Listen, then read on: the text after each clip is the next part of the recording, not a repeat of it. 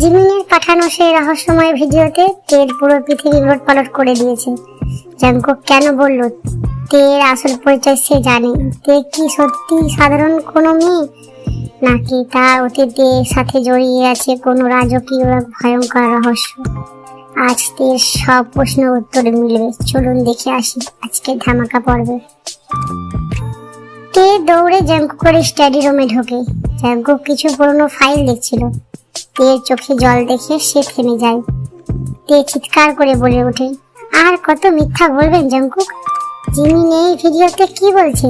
আমার আসল পরিচয় কি? আমি কে? আজ আপনাকে সব বলতে হবে।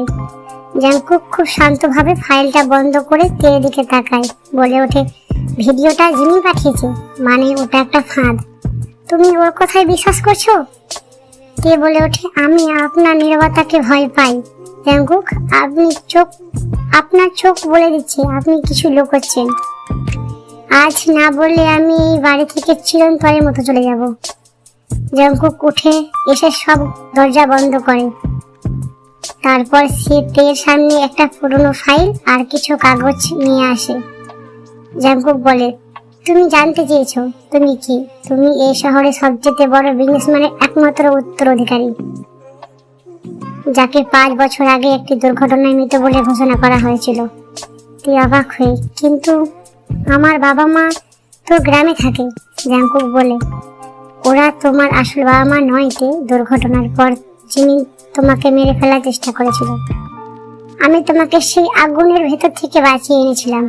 তোমার স্মৃতি চলে গিয়েছিল বলে আমি তোমাকে লুকিয়ে রেখেছিলাম, যাতে জিমি তোমাকে খুঁজে না পায়।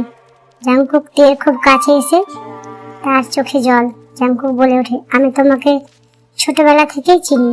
তোমার রক্ষা করার জন্য আমি নিজেকে খুনি সাজিয়েছি, তোমাকে বন্দি করেছি, কারণ আমি জানি এই খাঁচা থেকে বেরোলেই তো জিমি তোমাকে শেষ করে দেবে। আমি তোমাকে শুধু ভালোবাসিনি, আমি তোমাকে বাঁচিয়ে রেখেছি। তে ডুকরে কেঁদে ওঠে, বলে, তার মানে আপনি আমায় অপহরণ করেননি, আপনি আমায় বাঁচিয়েছেন। আগে কেন বলেননি জাঙ্কুক? তে দৌড়ে গিয়ে জাঙ্কুককে জড়িয়ে ধরে। জাঙ্কুক তের কপালে একটা দীর্ঘ চুমু খায়। জাঙ্কুক বলে ওঠে, ভয় পেতাম তে, যদি তুমি আমায় ঘৃণা করতে, যদি আমায় ছেড়ে চলে যেতে। এই 5 বছরে আমি তোমার জন্য পাগল ছিলাম। জাঙ্কুক তের মুখটা উঁচু করে ধরে,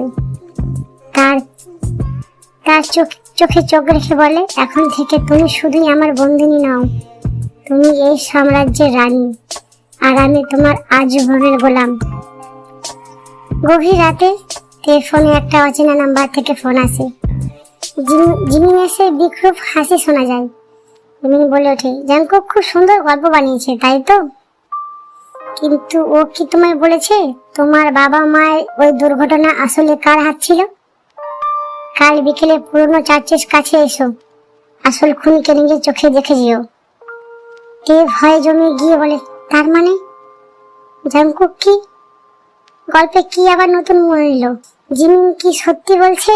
জাঙ্কুক কি আসল অপরাধী? তের বাবা মায়ের খুনি কে? জানতে হলে এক্ষুনি কমেন্ট করুন। পার্ট 7।